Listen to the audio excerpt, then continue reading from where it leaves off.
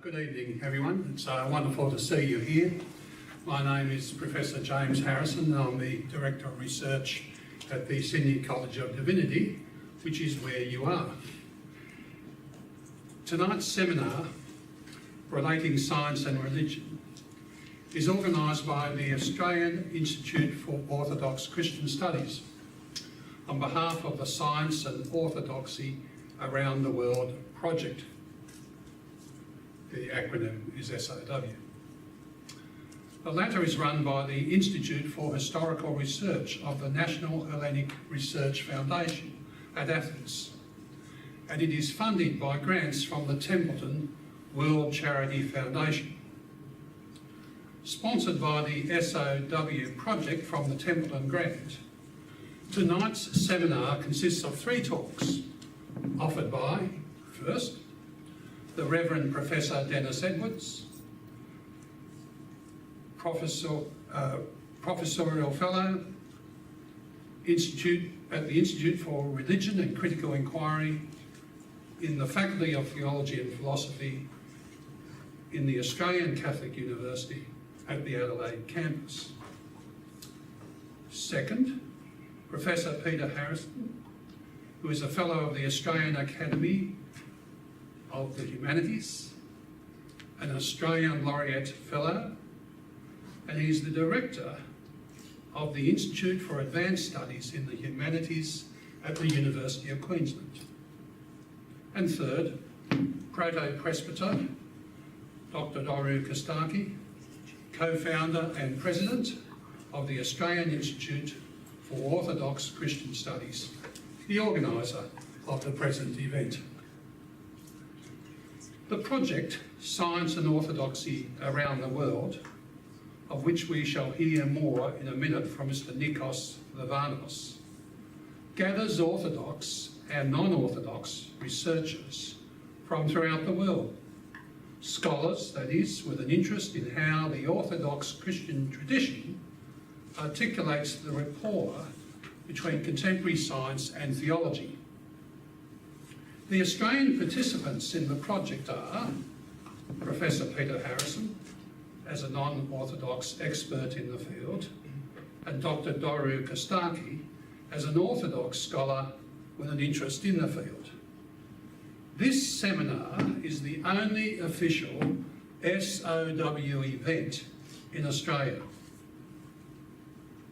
Tonight we shall listen to 3 lectures which present updates and reflections on the rapport between science and religion. First, Peter Harrison will address the issue of Christian origins of the modern science. His talk will be followed by Denis Edwards' talk on divine transcendence and divine humility. The last presentation by Doru Costache refers to the Kenotic God, the principle of synergy, and the evolutionary universe. The night will conclude with a discussion and a supper, and we anticipate that the question time will be about 45 minutes. Each speaker will speak around about 20 minutes. But before we introduce our 3 main speakers, it's now my pleasure to invite Mr. Nikos Livanos, a PhD candidate at the University of Thessaly, and he is the Research Assistant in Byzantine Research at the Institute of Historical Research, the National Hellenic Research Foundation at Athens, and he is the official SOW representative here. Thank you, Nick.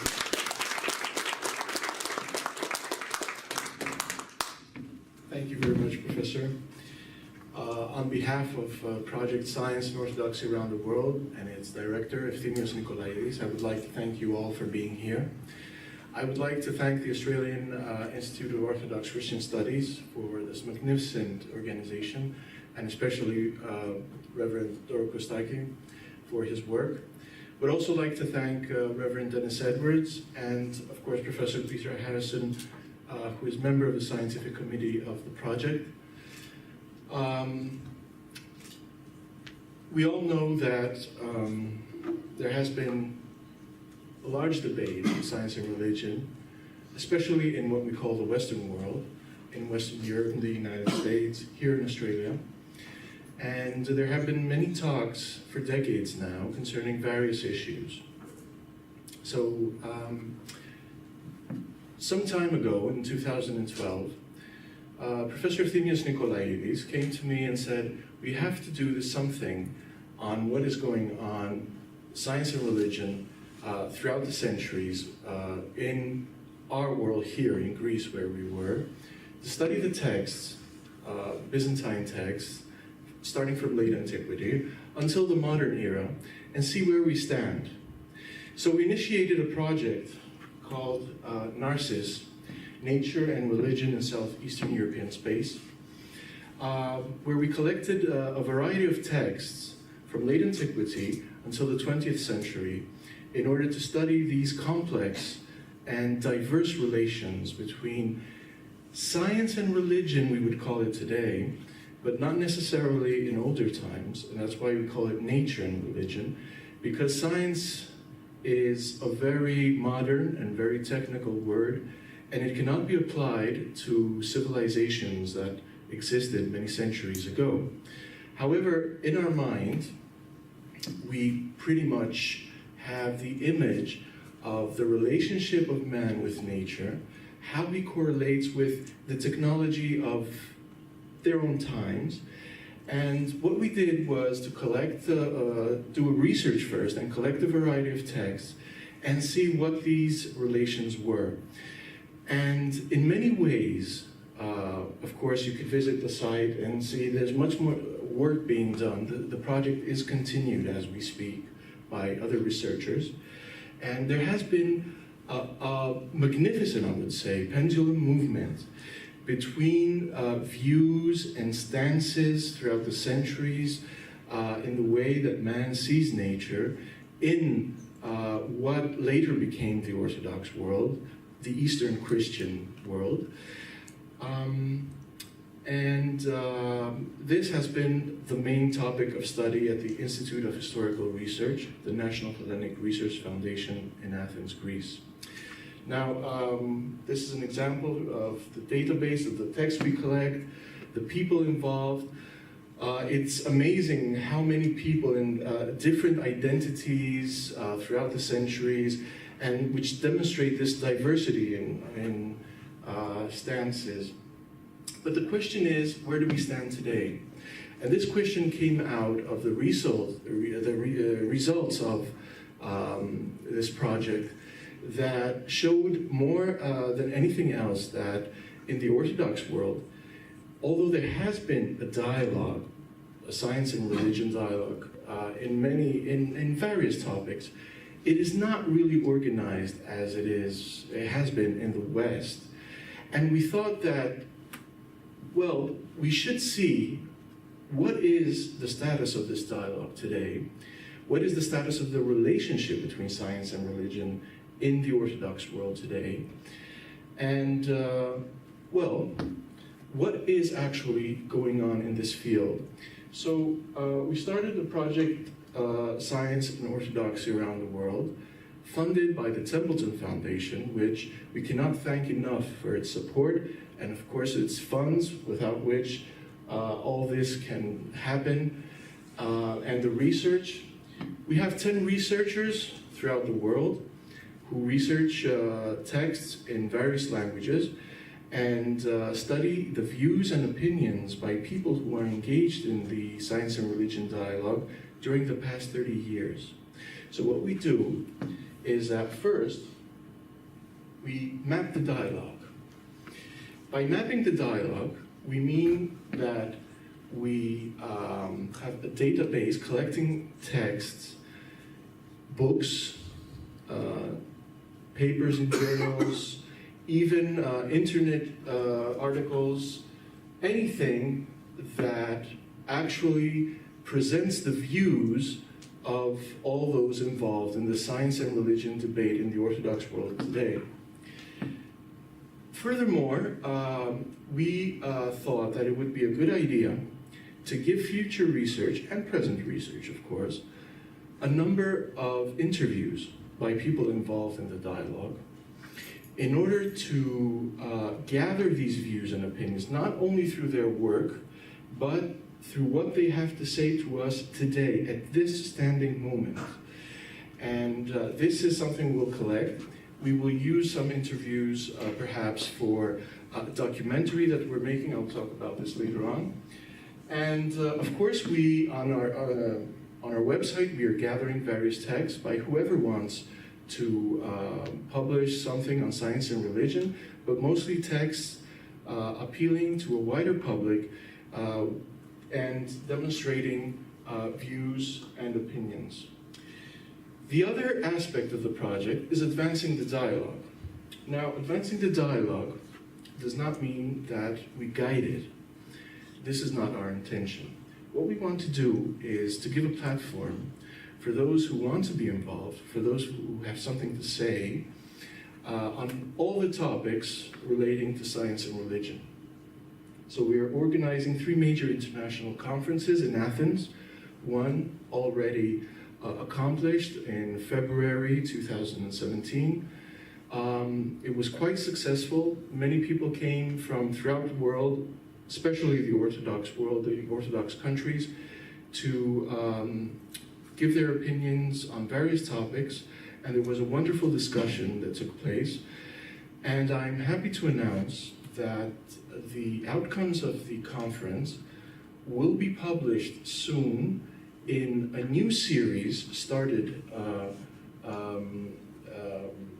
soon for science and orthodoxy, and will be a series of books, not only the conference proceedings of all 3 conferences, but a series of books from people who will want to write something on these topics.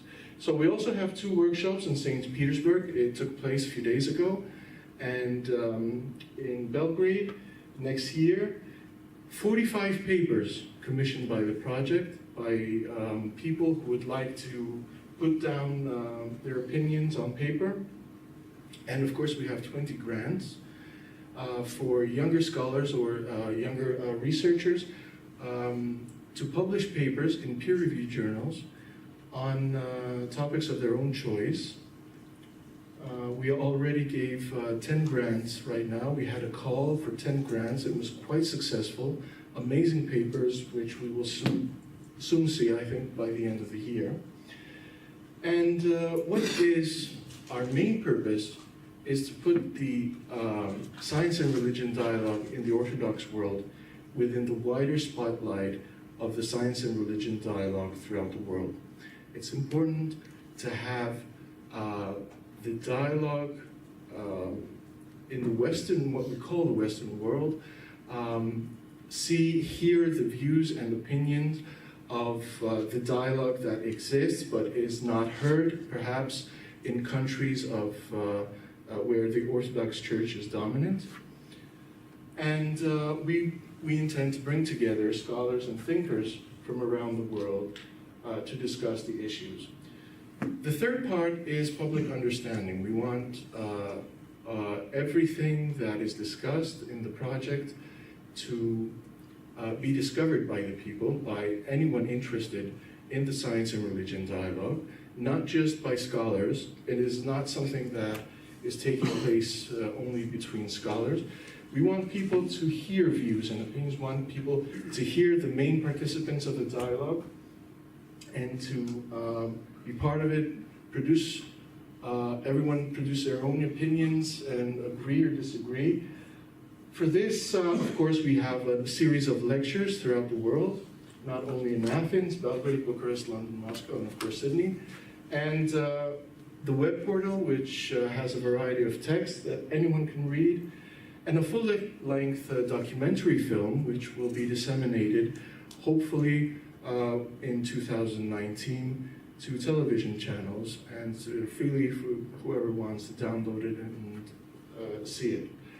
And of course, we will have workshops and lectures intended for people who actually, what we say, live the science and religion dialogue, educators, parish priests, medicinal doctors, people who actually confront problems that are within the scope of the science and religion dialogue today. So this is pretty much the Science and Orthodoxy Around the World project. I would like to thank you again for your presence here tonight. Thank you, Nikos, for telling us about the exciting developments in the SOW project and the things we can look forward to and indeed learn tonight.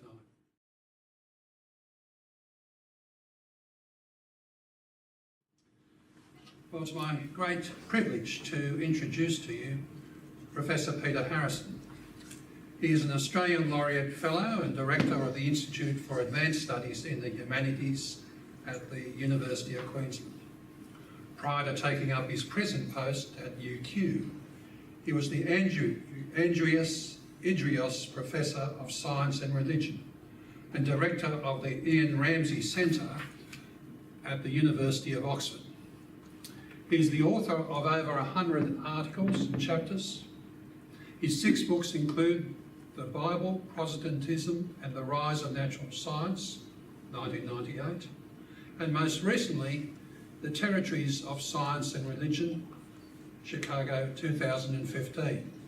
And that latter book is based on his 2011 prestigious Gifford Lectures. Peter, we are so looking forward to your talk entitled Christian Origins of Modern Science. Thank you, Peter.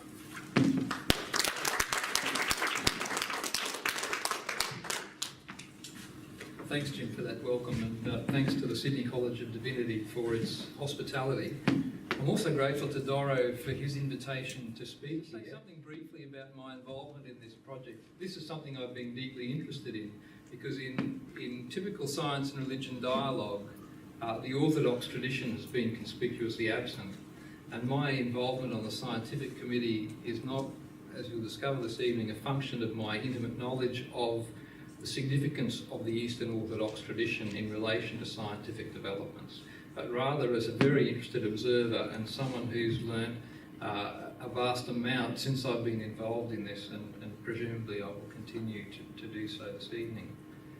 My talk is about Christian origins of Western science, of modern science, and as you'll see, it's very much focused on the Western tradition, but I will offer some comparative observations, partly in relation to what is distinctive about the Western Christian tradition and how those distinctive features of the Western Christian tradition are a partial explanation of why science arose when it did and where it did, that is to say, in the 17th century and in Western Europe.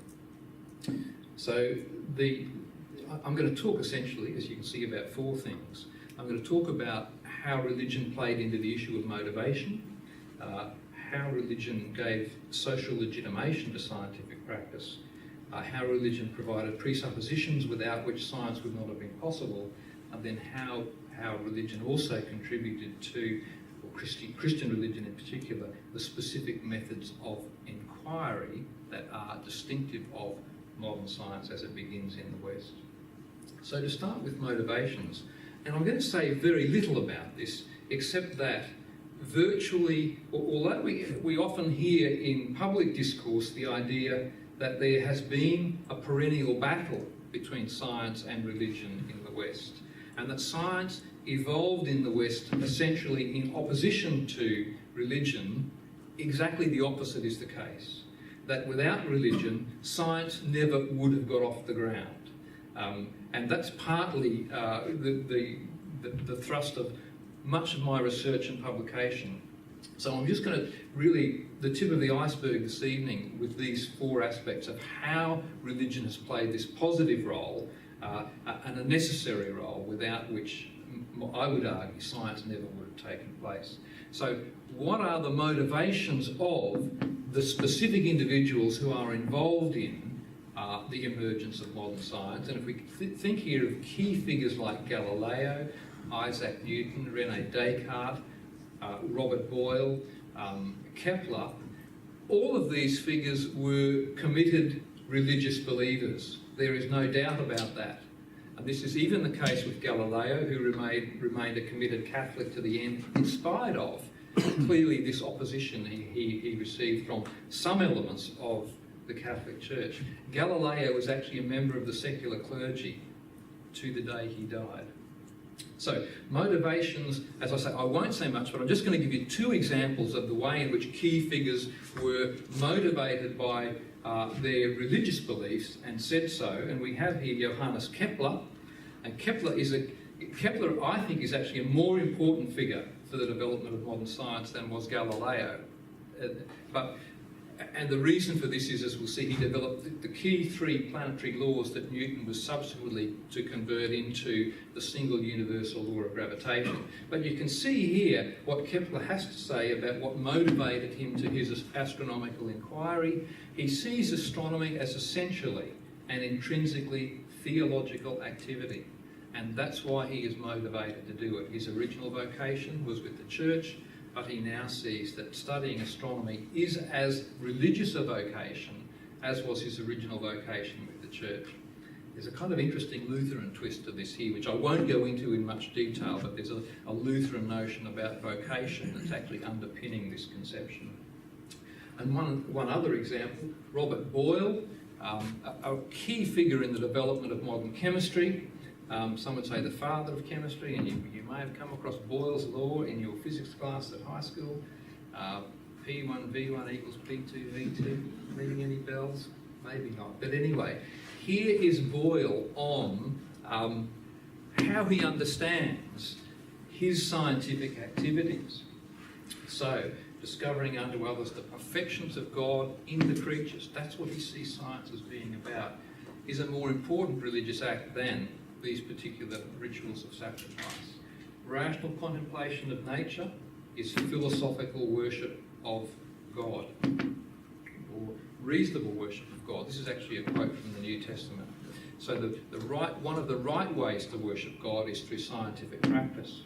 So they're just two examples, but we could multiply this not to infinity, but we could multiply it a lot. That key figures see the pursuit of science as an intrinsically religious activity, and that's why they're engaged in it. And this one is fairly conceptually simple, so I'm not going to spend a lot of time on it. I'm going to move on to one. This one is much harder to get, social legitimation. And this one is hard to get because we think of science as something that is self-evidently a useful and important activity. And that's why it's a kind of a central cultural feature of modern Western society. It's something we value. It has become the gold standard of our knowledge, and we think it is something that is self-evidently important to pursue. That was not the case in the 17th century when science begins. Science needs to establish its credentials. It has to make the case that it's worth getting behind. And to give you some indication of this, for those of you who know your English literature, Jonathan Swift famously, in the early 18th century, mocks the Royal Society for its activities and regards them as completely useless. And this was not an uncommon view. So while we think of the Royal Society as one of the most elevated and important bodies in the Anglophone world, in the 17th century, they were mocked relentlessly by many detractors. Science, in other words, had low status. So how do we get from a situation where science has low status to where we are today, where science is regarded as, in a sense, the gold standard for knowledge? Religious legitimation is a key part of that story. It's not the whole story, but it's a key part of that story. So just hold that thought, and I want us to think about something else. Why is it that science emerges only in Western Europe in the 17th century? What are the key cultural variables that make science happen then?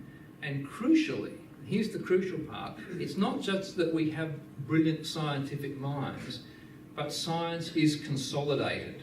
That is to say, it builds its momentum, it becomes a central feature of the culture. And that is the unique thing about science in the West. Why? Because we encounter science in other places. But the story of science in other places is the story of a boom-bust pattern.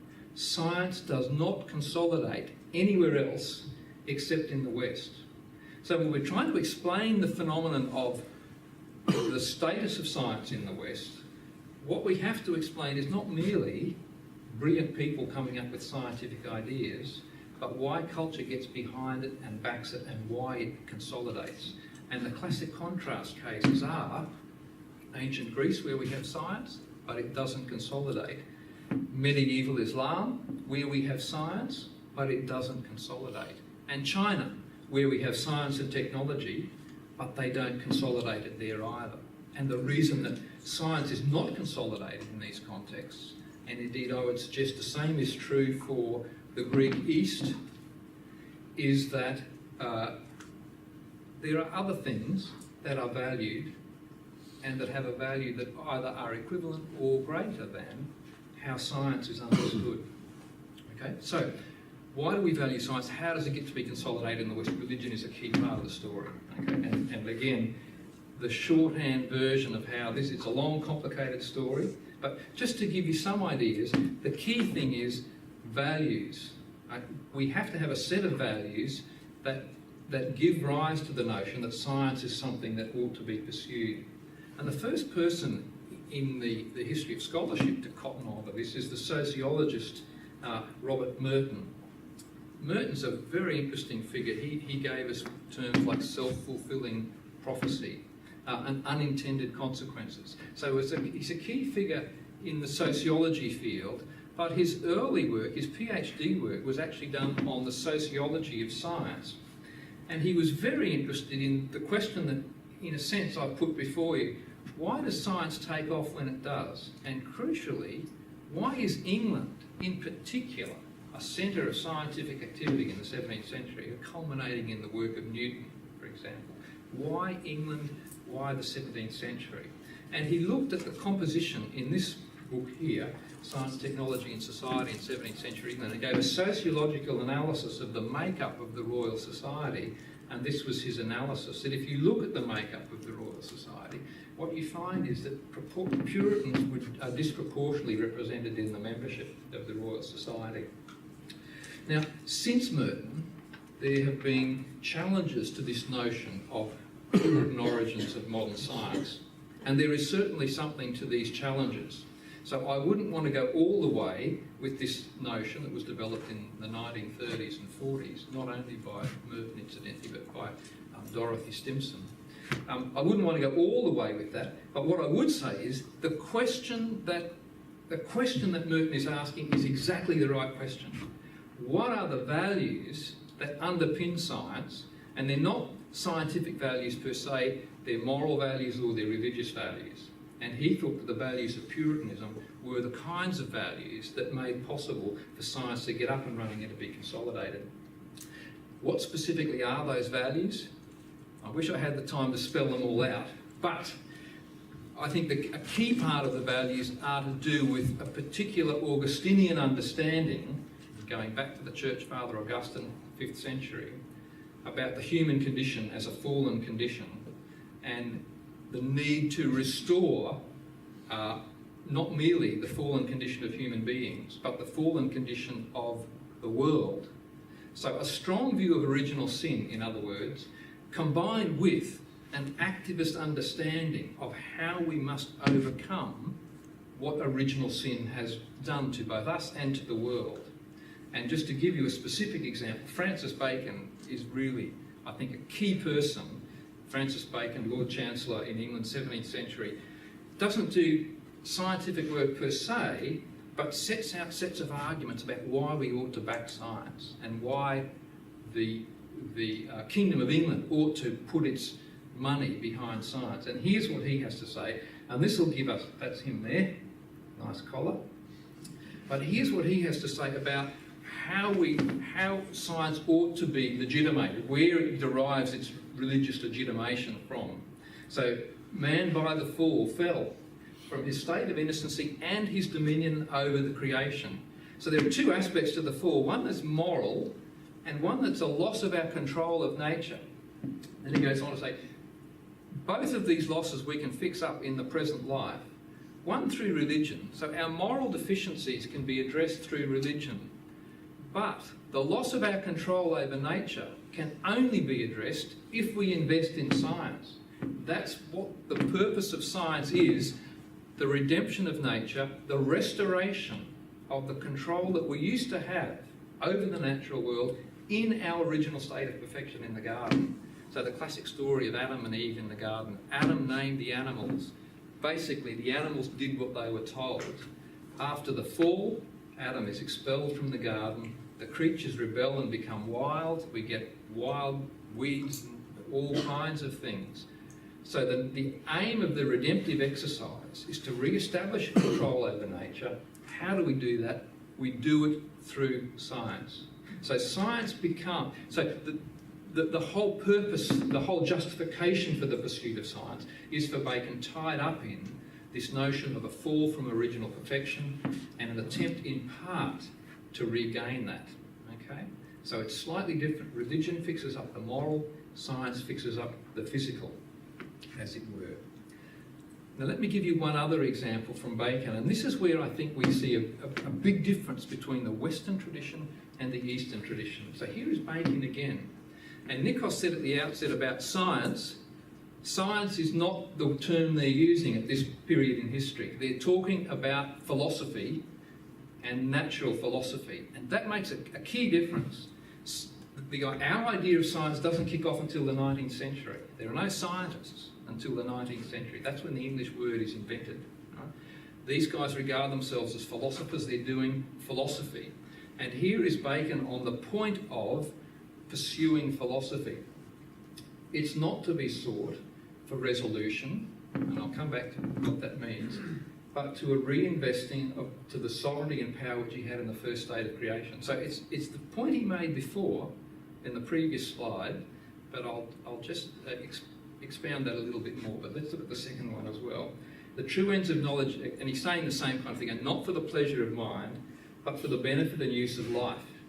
And then a reference to charity. This is a significant change in understandings of the purpose of philosophy and the idea of charity.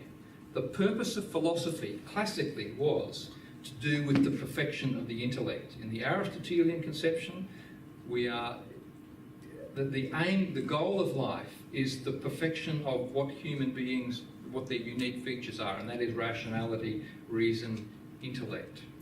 To some extent, I think we see this when it comes into the Christian tradition, and the aim of the Christian life is theosis, to become, through various contemplative exercises, to become reunited with God.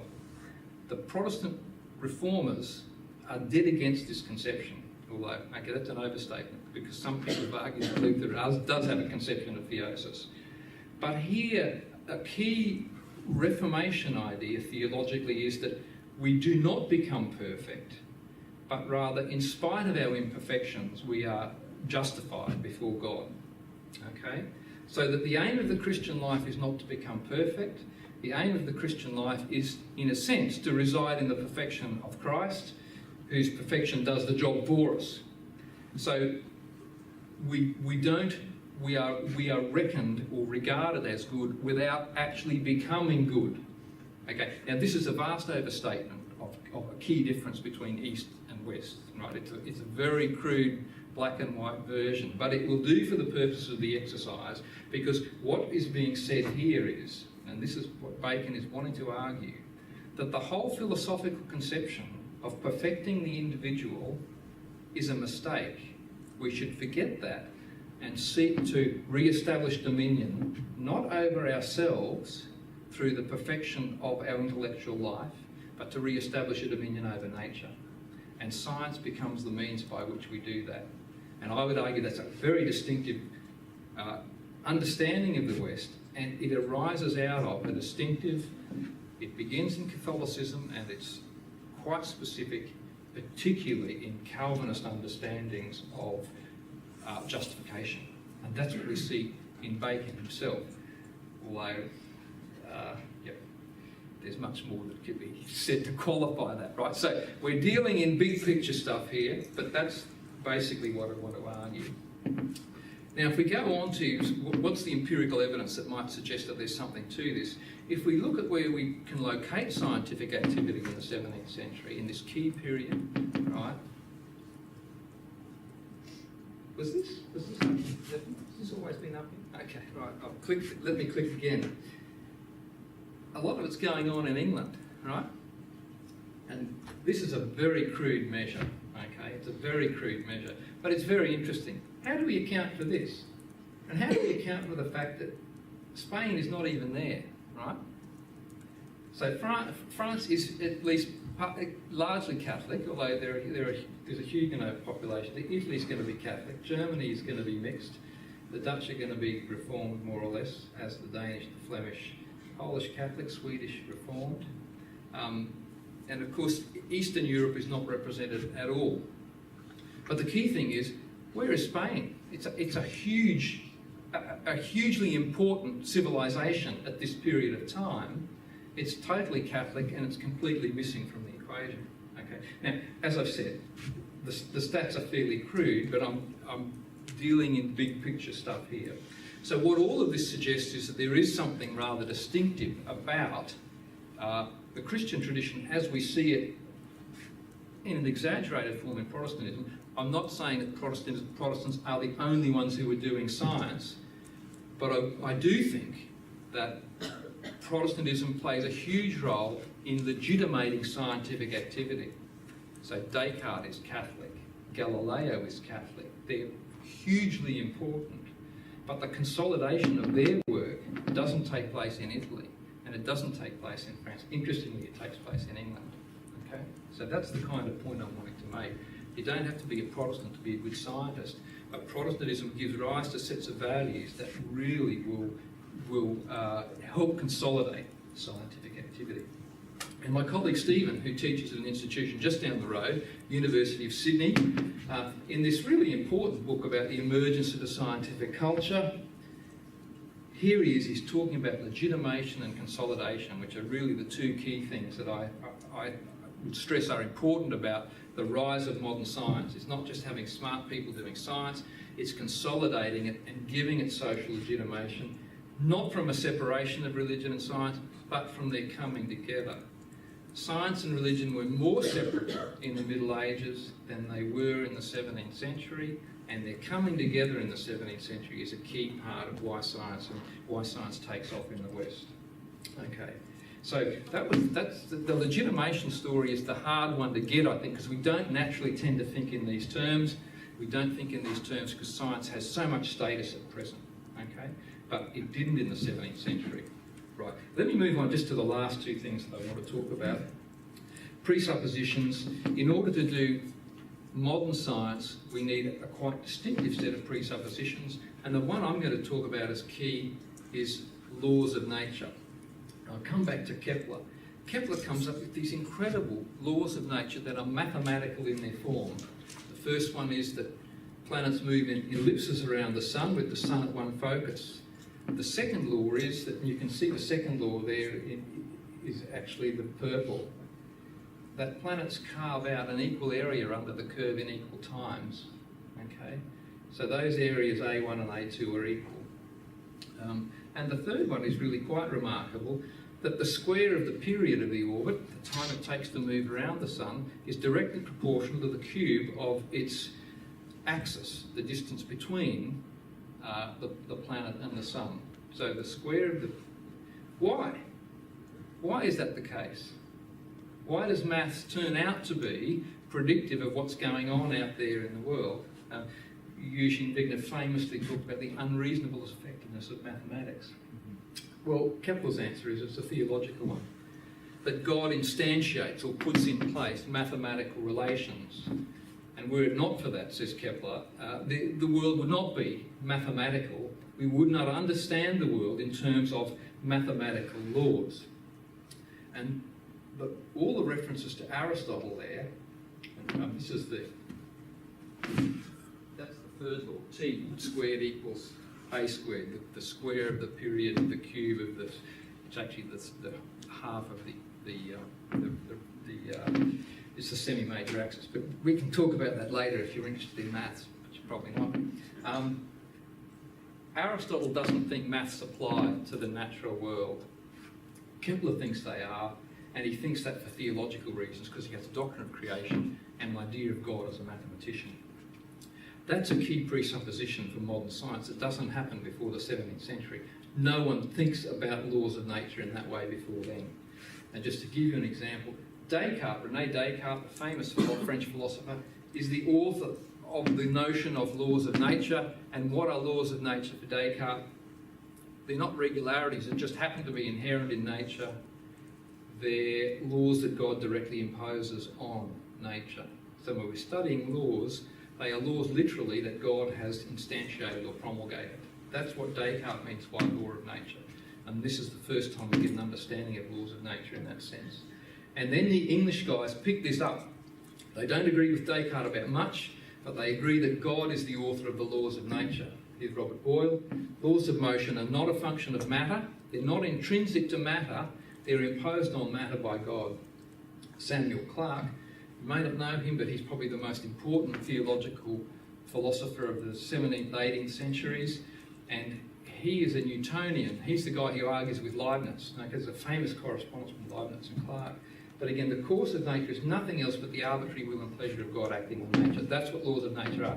Only in the 19th century do people think about laws of nature as being intrinsic to nature. Do they think of laws of nature as not having reference to God at all?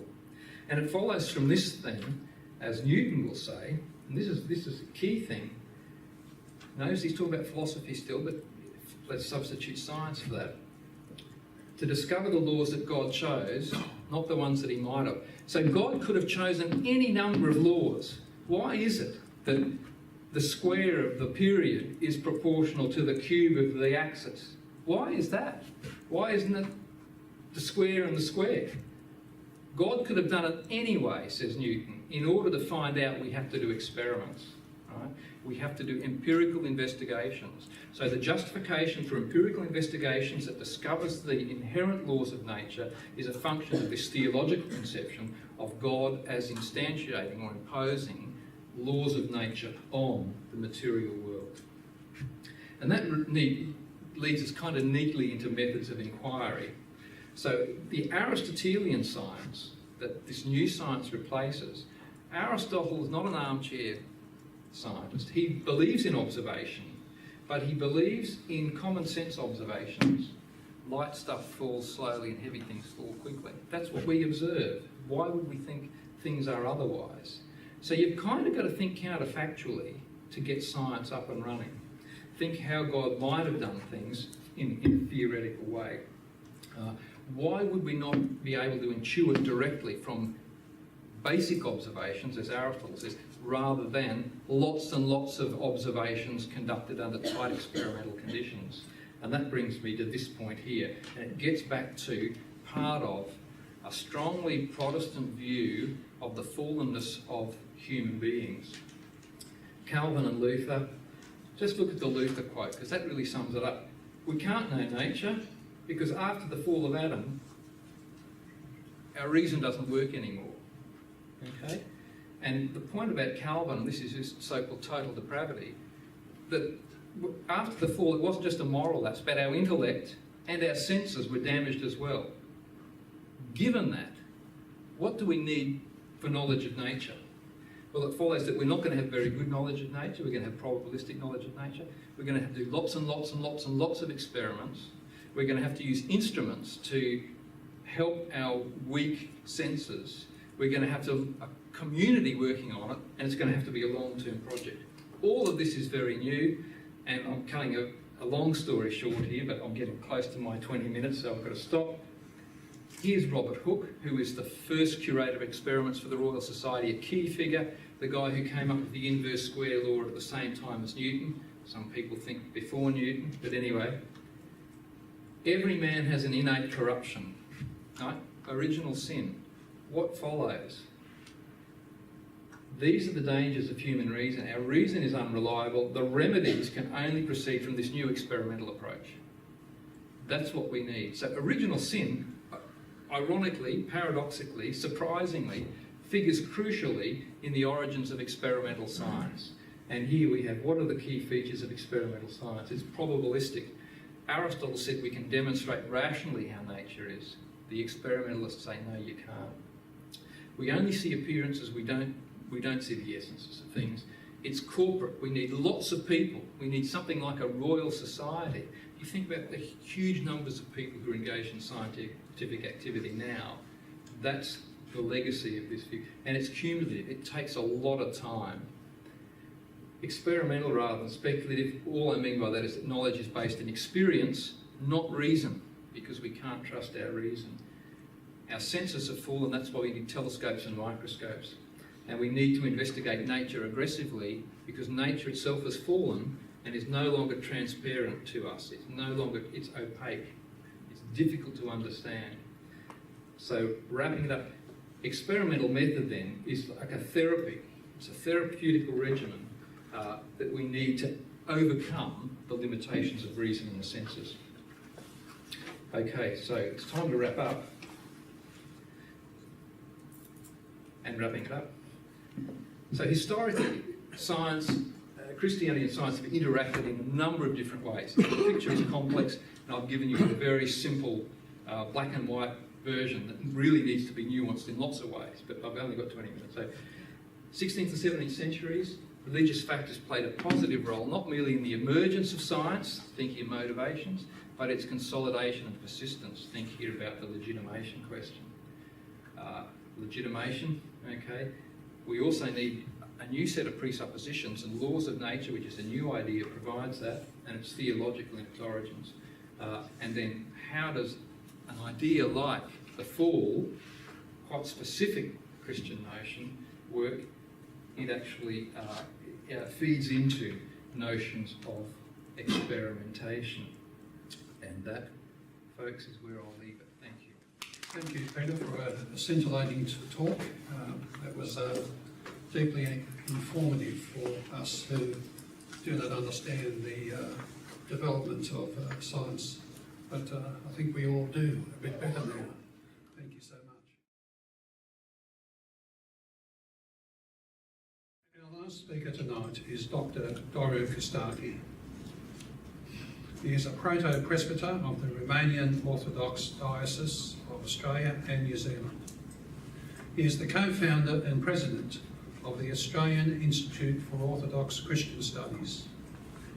He is the senior lecturer in patristic studies at St Cyril's Coptic Orthodox Theological College, a member institution of the Sydney College of Divinity. He is also the honorary associate of the Department of Studies in Religion at the University of Sydney. He has two forthcoming books, one appearing hopefully this year, of which he is the sole author, titled Early Christian and Byzantine Worldviews, and a co-authored book called Dreams and Virtue in Early Christian Egypt in 2018. But he's not speaking on that topic tonight. He's speaking on the Kenotic God, the principle of synergy, and the evolutionary universe. Thank you. The outlines of my presentation tonight.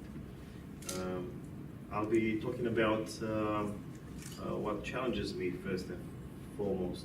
The fact that within our very camp, the Orthodox Church, there is a lot of resistance towards modern science. Then I'll be addressing a few of the highlights of the current scientific paradigm in relation to representation of reality. Then why the Orthodox, or some milieux within Orthodoxy, would resist the scientific paradigm. And I'll be trying to articulate a few thoughts in relation to how to bridge the gap between the Orthodox world and the world of science today.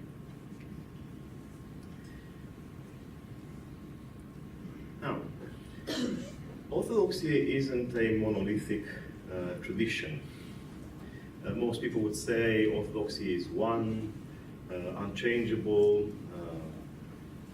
We know it from the beginning, and as it was, this is how it is. Far from it. In reality, what I'll have on display on this slide is something that I cannot agree with at all. So, this is what challenges me to speak to you tonight. First of all, the fact that in some Orthodox milieus, there's this idea that the world is static and should be static. There's no mobility. If there's anything mobile, if there's any movement, that should be something associated with evil, with sin, with a fall. In other words, there's this idea that movement isn't natural.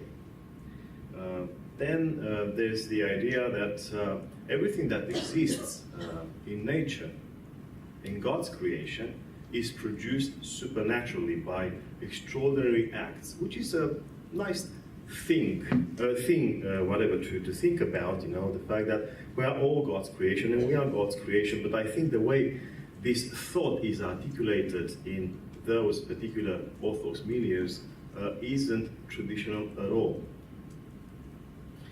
Within the same circles, death is just an outcome of the fall, of sin, and unnatural. What's very interesting is the fact that people that maintain these ideas believe that their views are traditional, ecclesial, and the chorus of the Holy Fathers of old would support their views. Furthermore, they believe that such views are scientific dogma, if you like, or have a scientific value. Finally, for such milieus, the current scientific representation of reality is unsound, false, erroneous, more so dangerous to the Orthodox faith. Now, is this orthodoxy? I believe it's not. What you have seen in the previous slide is a sum of assumptions, I believe unsound, untraditional, unecclesial. Now, let's see what challenges those circles to resist modern sciences. For the scientific worldview of our days, and this is just a summary, you know, maybe superficial, there's a few elements that are very important and we should ponder them. We have heard already from Denis the fact that the universe is old, not created a couple of thousand years ago. And this universe is continuously expanding, and it expands according to natural laws, we heard from Peter. We know some of these laws, others remain unknown to us. Things are in constant motion, and where motion is, change is. Everything is changing within this evolutionary universe. The same natural laws apply everywhere in the universe, including the evolution of life on Earth. In other words, what we see in heaven, the astronomical universe, we see here, down on Earth, the same processes take place. And another important element, all things are connected. Why I'm pointing this out, it's because in the supernaturalist paradigm that I mentioned earlier, nothing is connected with anything. If all things are created ex nihilo, through divine, extraordinary interventions, there's no connection between things.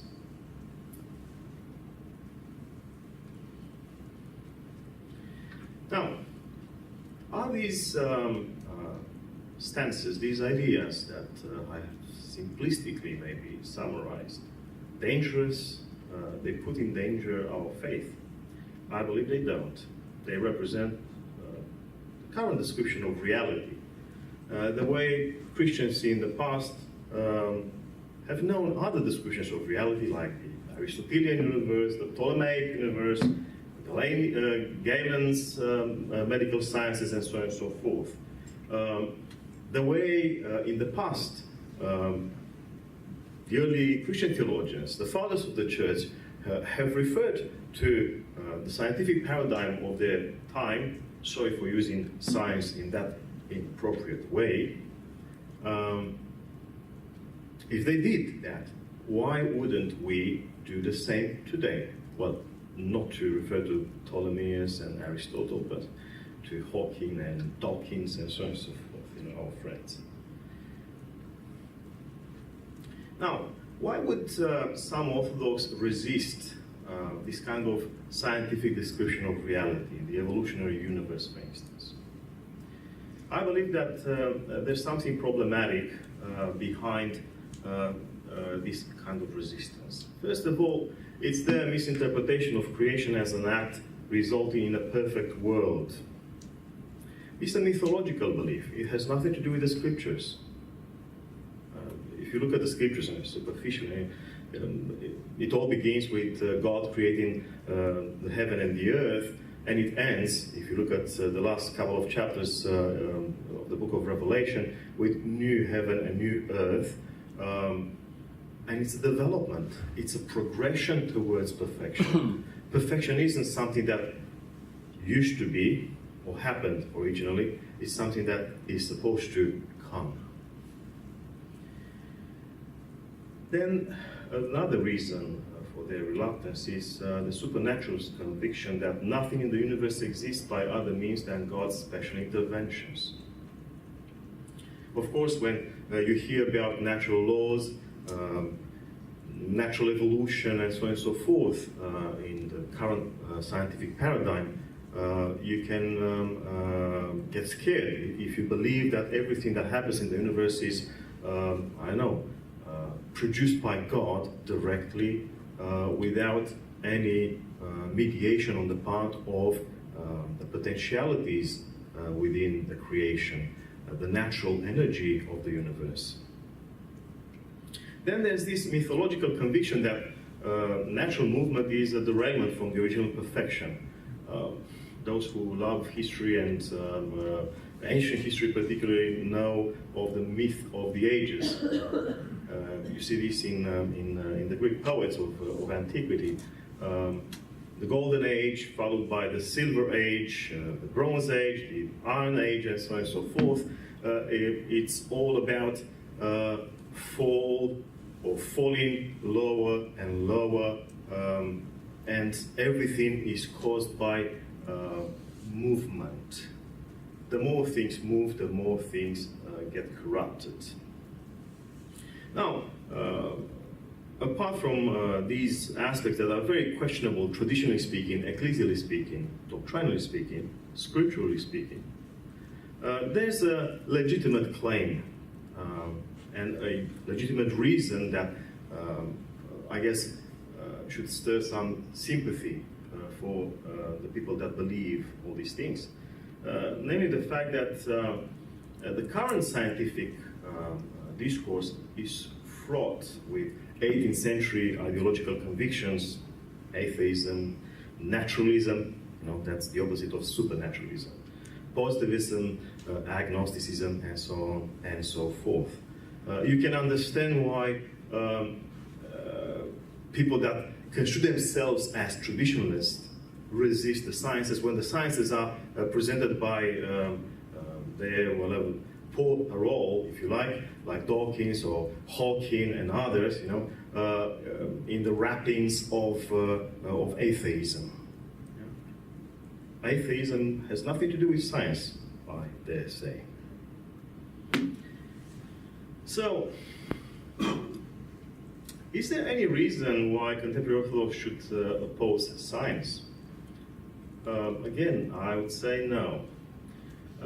Our tradition teaches a very different wisdom. And I move towards a traditional solution, what I believe is a traditional solution. First of all, we don't have a dogma of creation in the Orthodox tradition. There's no dogma of creation. There's no official statement as to how God managed to create the world. We know that God creates through the Logos. We know something about God creating the universe out of nothing. But there's no detailed doctrine of, say, the technology of creation. What we have in the Creed, for instance, is a statement about God as creator, which reiterates the first line of Genesis. God as creator of everything that is. Full stop. Yeah? This is a very important statement, God as creator, provident. It's very important because it allows for a lot of freedom on the part of, say, the theologians that are interested in bridging the gap between the world of faith and the world of science.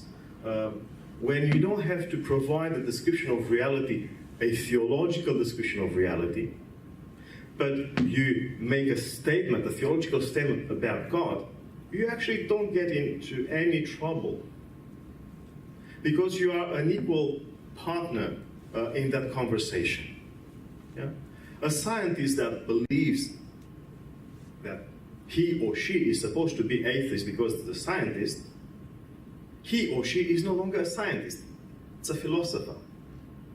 And if a scientist can be an atheist because this is how he or she believes should interpret his or her science, I can do the same. I can do the same, and I'll say from the viewpoint of the doctrine of creation that there is a God, creator, and provident. Let's put it simply. Ideologically, I am as legitimate in my claim that there is a God, creator, and provident as Dawkins is when he says, because there's evolution, there's no God. When he says, because there's evolution, there's no God, he's no longer a scientist. Now, there's another aspect that could allow us to bridge the world of faith and that of science, is the fact that within our various representations of reality, from Genesis to this day, in everything we say about the world, there's something scientific and there's something theological. Well, put inverted commas for scientific. Yeah? But when you read Genesis 1, the narrative of creation, you don't just read theology. You read about how people would represent the world at a time. And when you go, for instance, to a 4th century Christian interpretation of that narrative, like Basil the Great's homilies on the Hexaemeron, you see a different kind of scientific narrative cropping, you know. Why? Because he realized that the Semitic kind of representation of reality, which we have in Genesis, is no longer intelligible, not immediately, not as such. And he has, Basil that is, has to interpret for his own audiences, for his own parishioners, for his readership, he has to interpret the message of Genesis in a way that becomes intelligible within the parameters, for instance, of Greek science against science. Now, what I propose is that certain milieux within Orthodoxy in modern times, in the 20th century particularly, have already understood this necessity, this need of retranslating the ecclesial message, the traditional message, in terms that take into consideration our own scientific paradigm. And look at what the great Vladimir Lossky says in the famous mystical theology of the Eastern Church. The cosmology of the Greek fathers is necessarily expressed in terms of the conception of the universe which prevailed in their own age, a fact which takes nothing whatever away from the properly theological basis of their commentaries upon the biblical narrative of the creation. See again the distinction. There's something scientific in what the fathers have said, there's something theological. What can change, of course, is the scientific paradigm, because the scientific paradigms shift in history.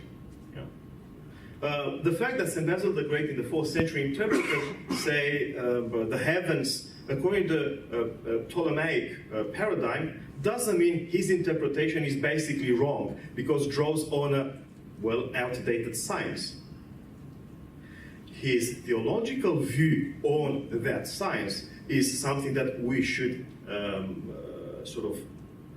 take out of that context and implement within our own context. And Losky continues, having no philosophical preferences, the Church always freely makes use of philosophy and the sciences for apologetic purposes, but she never has any cause to defend this relative and changing truth as she defends the unchangeable truth of her doctrines. This is why ancient or more modern cosmological theories cannot affect in any way the more fundamental truth which is revealed to the Church.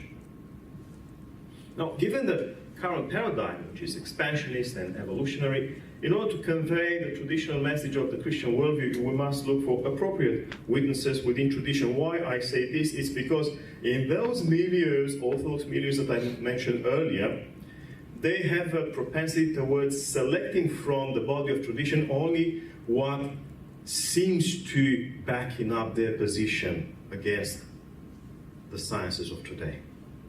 And the Romanian theologian Father Dumitru Stăniloae, mentions in a commentary on St. Athanasius' Against the Gentiles that there is a strong theology of movement in St. Athanasius of Alexandria, 4th century. A strong theology of movement. And he comments, subsequent to the highlighting by the natural sciences of the universal importance of movement and the energies that sustain it, current paradigm, the thinkers of tomorrow must develop a theology of movement, its theological appraisal. So, Father Stăniloae looks at St. Athanasius. St. Athanasius has a strong theology of movement of the universe, the changing of all things alongside that movement. And he says, this is what we have to do. We are not supposed to just say God has created, full stop. If we want to make the message reach out today, or the audiences of today, we have to redraft the doctrine of creation, not in its essence, but it's in, let's say, external parameters, so that that message becomes intelligible. Of course, for catechetical purposes, many early Christian theologians have presented literal outlines of the Genesis narratives of creation and paradise. In specialized treatises, however, they have approached the same passages in very different ways by combining theological, philosophical, and scientific elements in the interpretation of Scripture. Some of their elaborations are very useful towards our engaging the contemporary sciences, and I'll be giving you a few examples. Saint Athanasius the Great, and I'm quoting from Against the Gentiles 41. All created nature, as far as its own laws are concerned, by the way, he believed in natural laws, Pete, is fleeting and subject to dissolution. The nature of created things, inasmuch as it is brought into being out of nothing, is of a fleeting sort, weak and mortal. Well, put this somewhere, at the entrance of any Orthodox church, they'll spit on it. Why? Because it speaks of the natural mortality of creation. Natural mortality of creation. This has nothing to do with the fall. And against the idea of supernaturalist kind of creation or technology of creation where things are dissociated from one another, the same great Athanasius in On the Incarnation 41 speaks of humankind as a part of the whole. The whole is the word for universe, as well as the rest. What's the rest? Tiny animals, birds, koalas, and so on and so forth. We are part of the same whole. So there's distinction, there's difference, but we are the product of that kind of technology of creation which brings things out of nothing, and there's no connection between our bodies, for instance, and a forest, and so on and so forth. St. Basil the Great, he speaks of synergy and movement and dynamic development. Both quotes are from his Examen, interpretation of the 6 days of creation. The earth was in painful labors. with the generation of all things through the power stored in it by the demiurge, waiting for the auspicious times when, by divine call, you could bring out into the open the things engendered within it. So he believes that there is a natural potential in things created.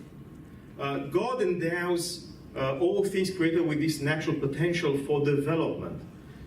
But Saint Basil believes that nothing can happen automatically or autonomously without an interaction between the uncreated energies of God and the natural energies of the universe, of nature, created nature. And so on and so forth. I cannot read everything, but I'll make the slides available. St. Gregory of Nyssa again speaks of the rationality of the universe. Everything is based on the Logos, and we have heard from Denis about this. Everything happens within the universe according to the same principle of synergy, an interaction of divine and natural energy, an interaction between divine and created movement, and so on and so forth. I'll just read one bit.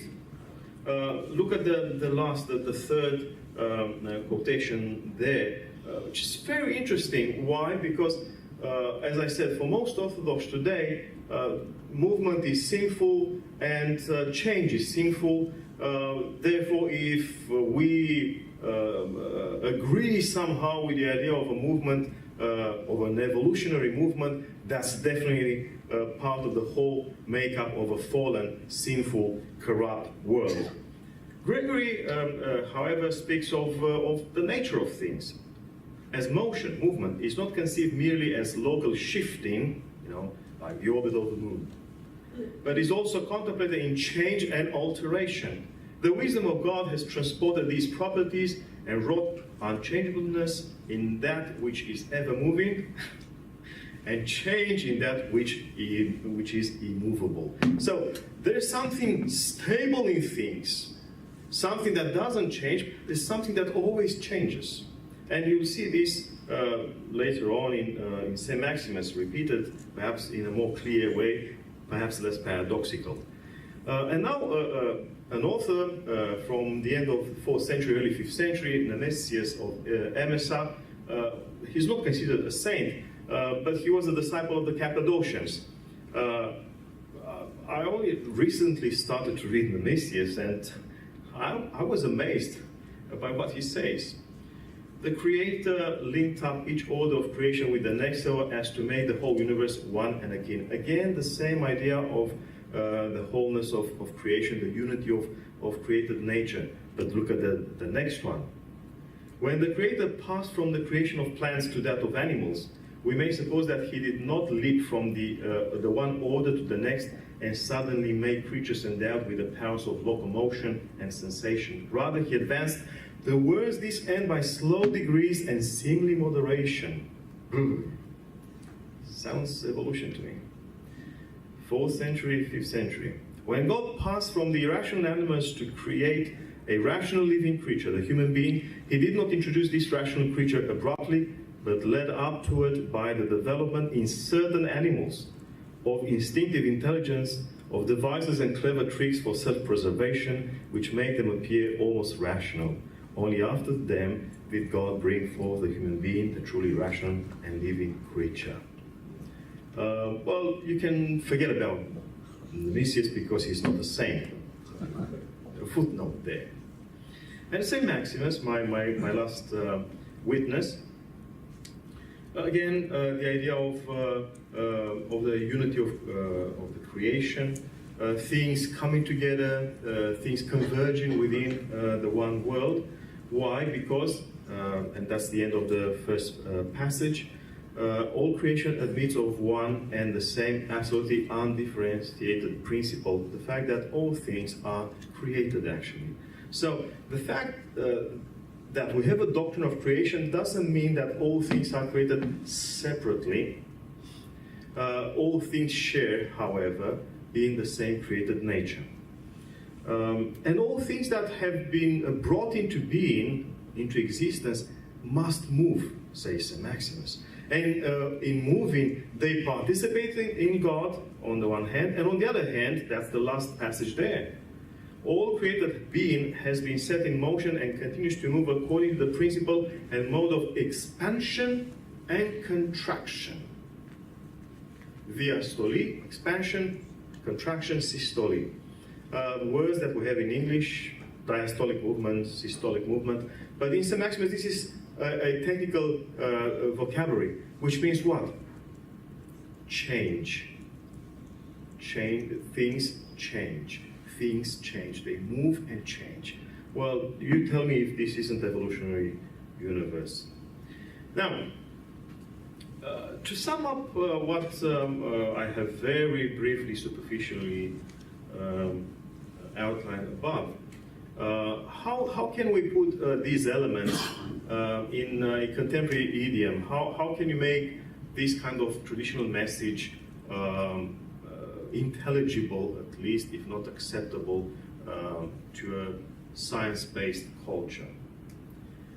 God has created the universe out of nothing through the Logos, endowing it with a potential for perfection. Such all things are united as creation and share in the same final purpose. Conditioned by the divine parameters called principles or rational patterns, the universe's perfection is neither a past reality nor a current one. It is a working project, a goal to be achieved eschatologically. And mind you, I didn't want to push in this presentation, stress too much on the topic of a Kenotic God, although that's in the title of my presentation, because Denis presented it so beautifully. But that's the beauty of a God that loves. You know, a God that loves is patient. Only a God that doesn't love is impatient and creates things like that. Supernatural interventions. But a Kenotic God, the God that is humble and loving, is also patient. Bears with the weaknesses of his creation. The present form of the cosmos and the future perfection result from an ongoing interaction of the divine and cosmic energy. So there's natural movement, but there's also a continuous impact of the divine presence and energy within the universe. And the evolutionary movement of the universe manifests that fundamental interaction. So what we call evolution, universe in expansion, is actually what we see from a very complex and profound phenomenon.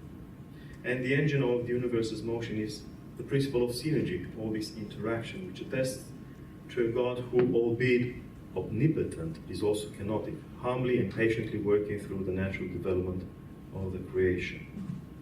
So can the Orthodox maintain their faith within the current scientific paradigm without rejecting this paradigm? Is the modern science, contemporary science, is it a threat to their faith? It's not, and I believe that they can do far better in this world than they could do, say, 3-4 centuries ago. Again, Father Dumitru Staniloae, in the preface of his dogmatic theology, which is actually a compendium of patristic theology, he says, we have Majesty, the theologian. We have endeavored to understand the teaching of the Church in the spirit of the Fathers, but also to understand it the way we believe that they would have understood it today. So take St. Basil, take St. Maximus, bring them from the 4th century, 7th century, in the 21st century. What would they do? Would they speak Ptolemaic? No, they would speak Dawkins and Hawkins and all that. Yeah? They would have not ignored our time the way they did not ignore their own time.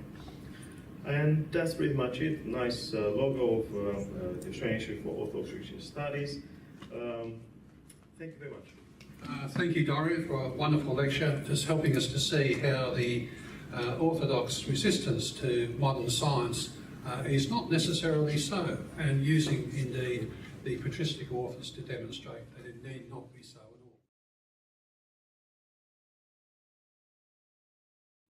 Professor Denis Edwards is a professorial fellow in theology at Australian Catholic University, Adelaide campus, and is a priest of the Roman Catholic Archdiocese of Adelaide. He is a member of the ACU, Institute for Religion and Critical Inquiry, and is a fellow of the International Society for Science and Religion. His recent books include Ecology at the Heart of Faith, How God Acts, Creation, Redemption, and Special Divine Action, Jesus and the Natural World, and The Partaking of God, Trinity, Evolution, and Ecology. So it's my enormous privilege to ask Denis to come up and deliver his talk, Divine Transcendence and Divine Humility. Thank you.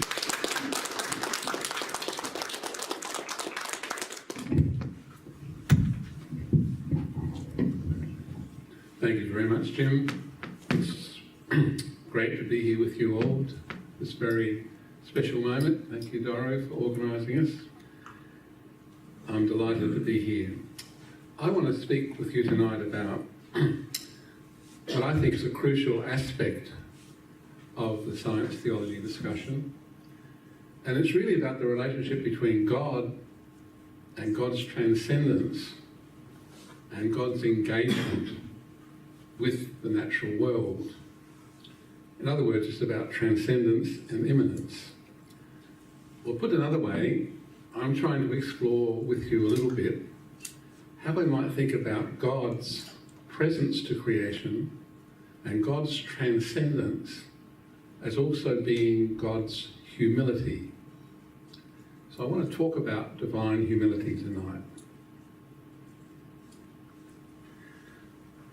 Scientific cosmology describes the emergence of the observable universe from its origins about 13.7 billion years ago.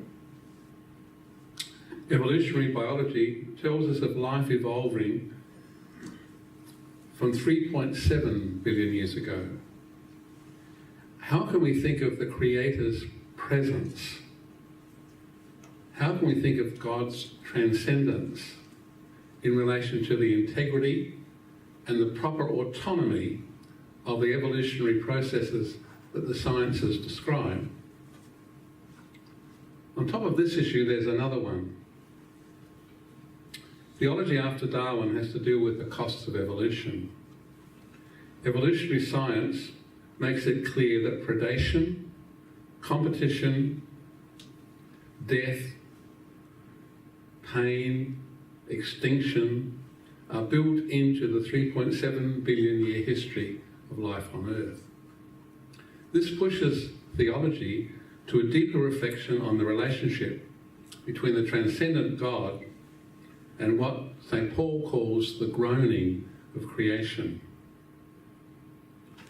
Part of a theological response to these issues is to affirm the compassionate presence of God to suffering creation.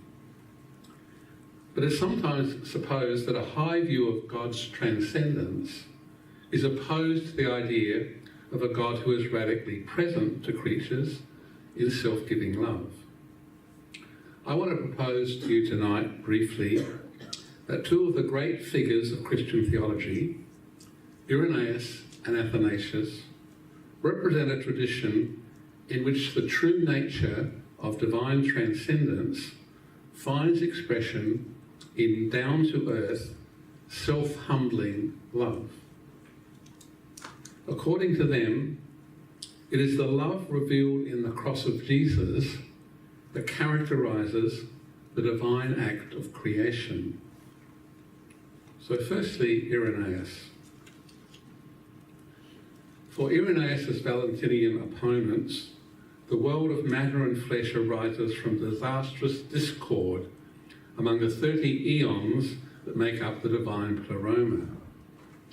Matter and flesh arise as unpleasant side effects of destructive events within the pleroma, and this explains why the natural world is a place of evil and suffering in their view.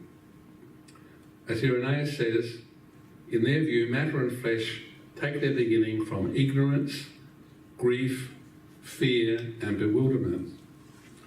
This means that everything that is part of the natural world for them is like cosmic rubbish left behind by the primordial near catastrophe within the divine realm.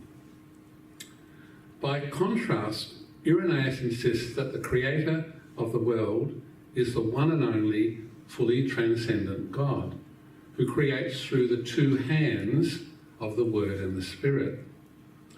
He resolutely defends the goodness of matter and flesh and the physical reality of the incarnation and the death of the Saviour. As John Baer has said, Irenaeus is par excellence the theologian of the flesh. His theology is incarnational through and through. He sees the cross as the definitive revelation of God. In fact, Irenaeus has a commitment to divine transcendence that is far more radical than that of his opponents.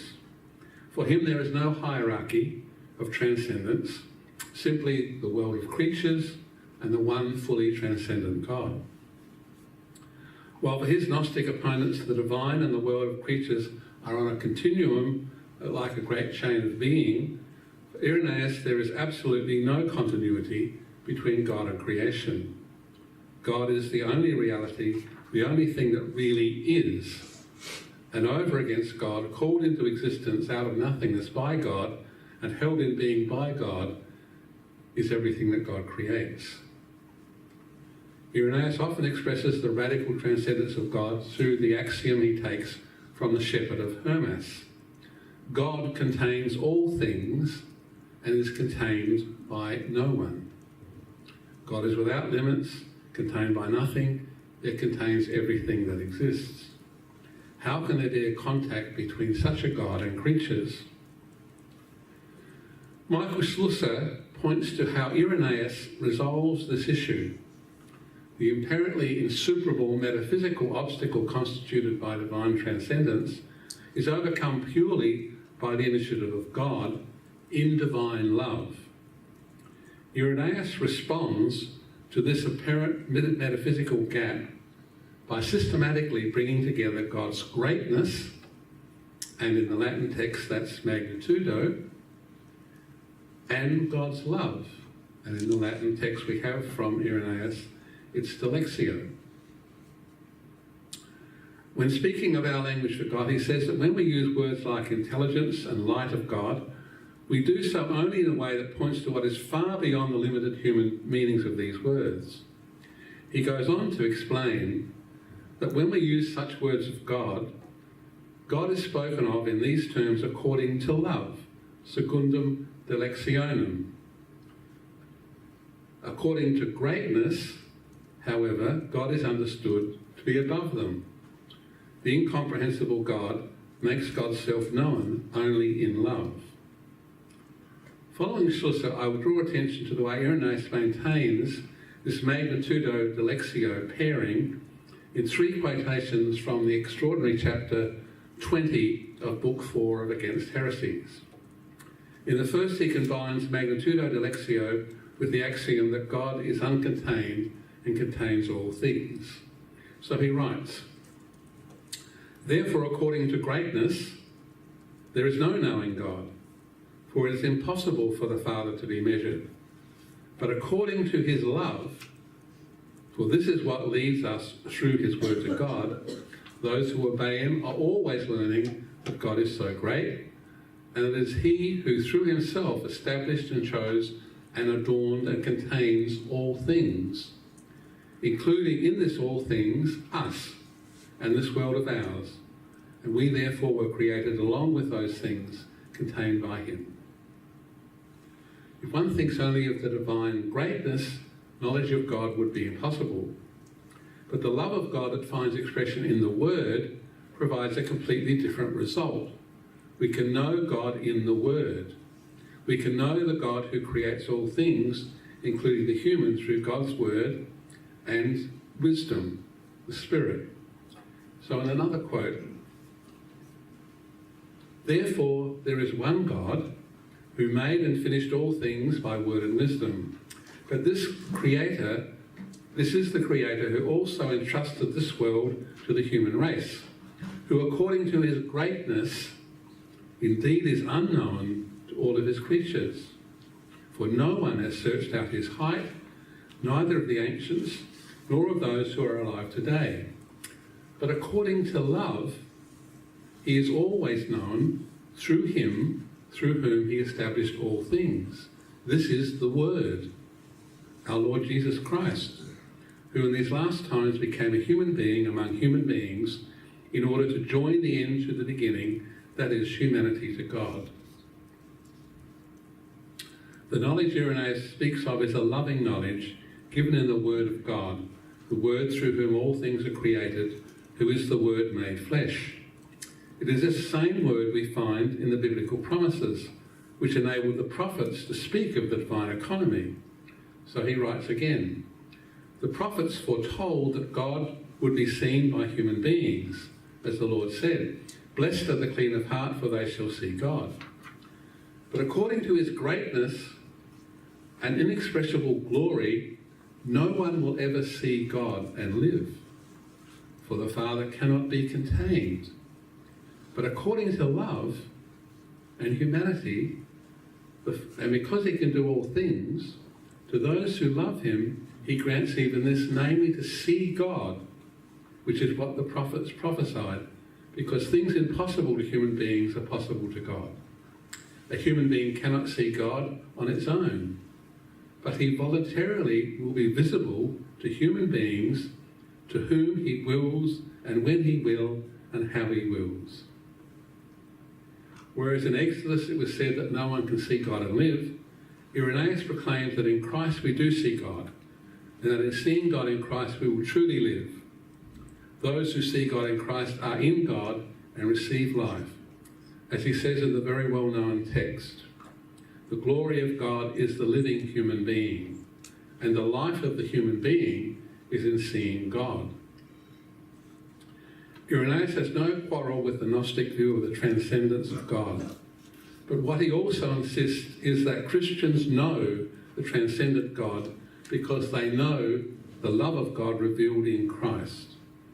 As Schlusser says, by way of conclusion to this section, knowledge of the Creator God is possible to ordinary creatures, not because the Creator is a puny, less than spiritual being, but because the immeasurable, great Creator God loves everything in creation and therefore gives that knowledge even to us human beings through his Word made flesh and Spirit of wisdom according to the measure of divine love.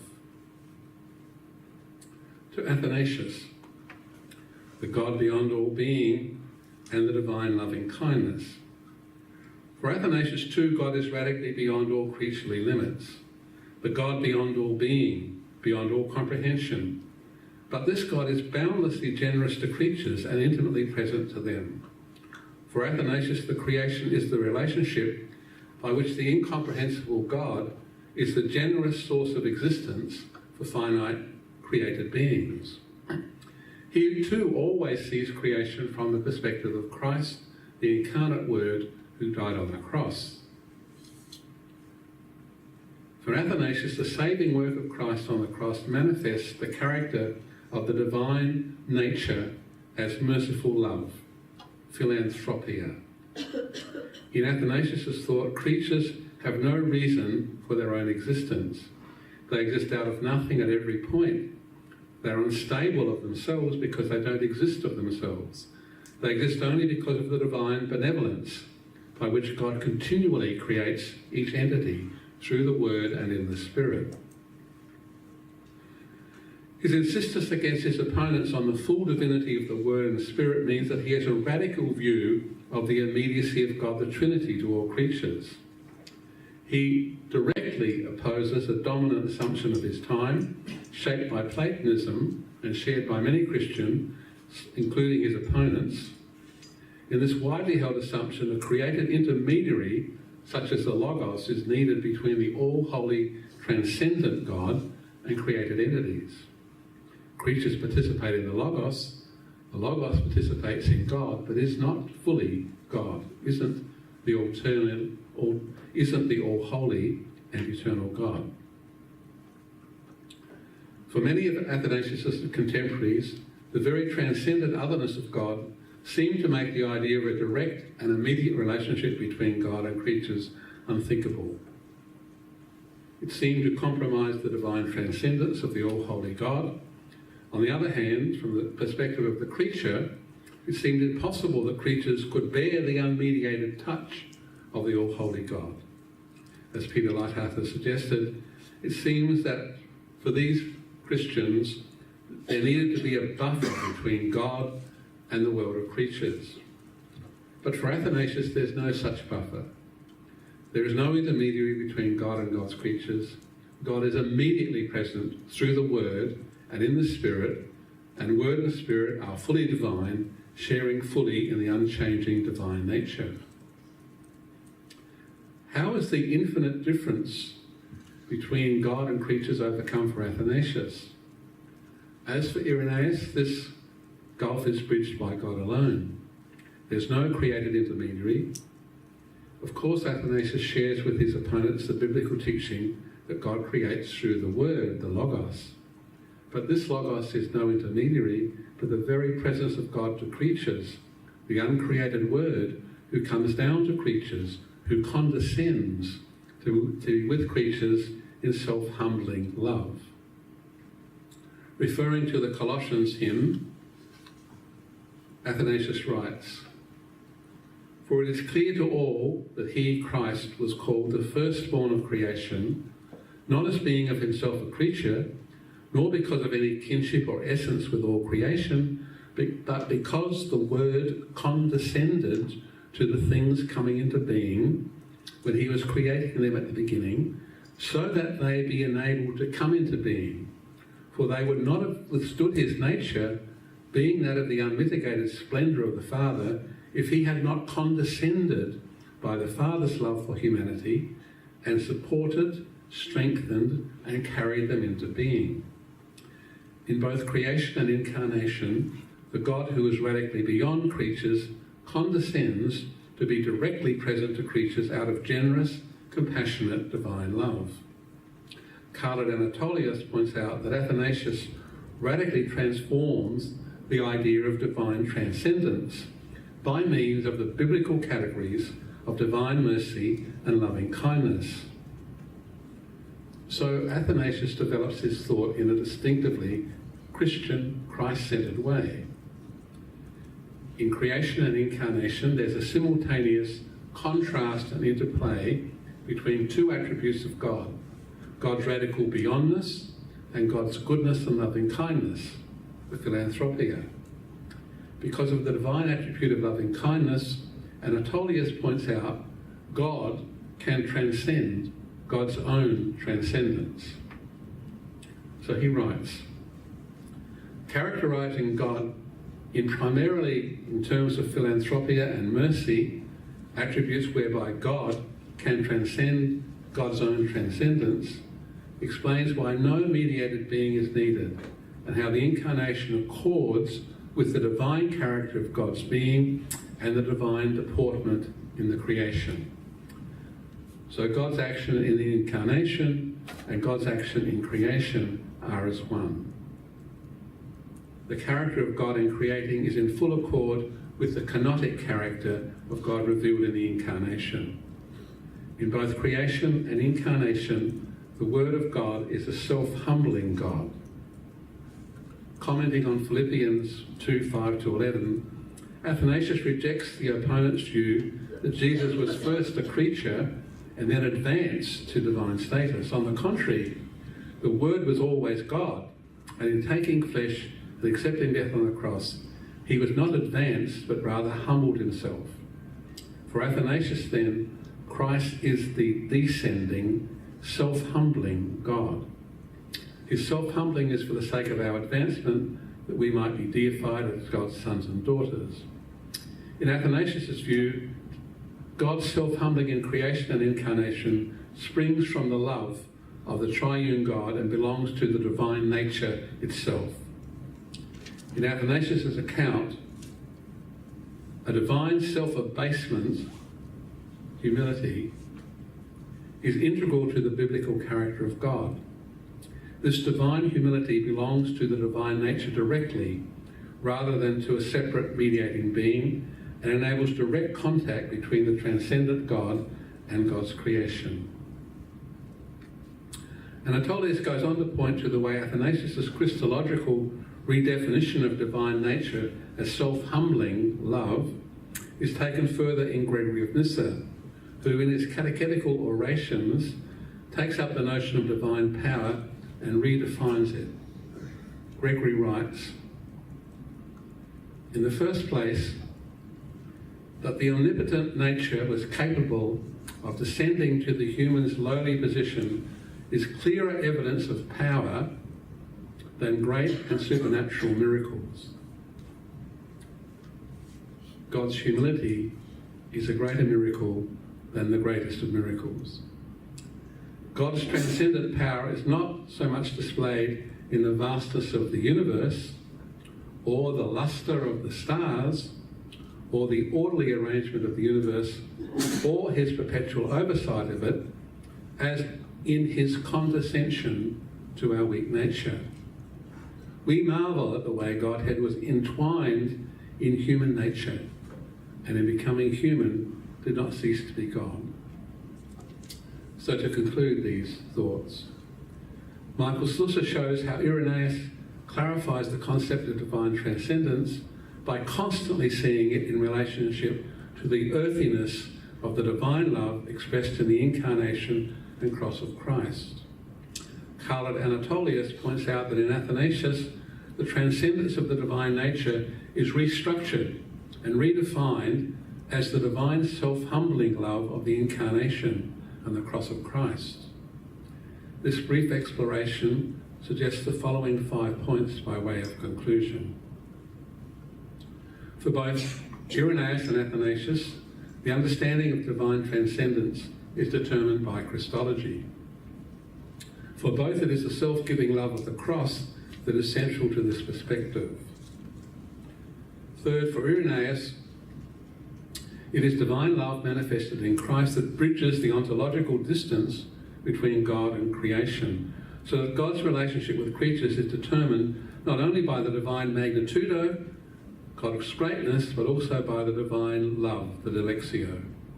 This dilexio finds expression in the down-to-earth creation of creatures from mud, and in the incarnation that culminates in the cross of Christ. In Athanasius, the concept of divine transcendence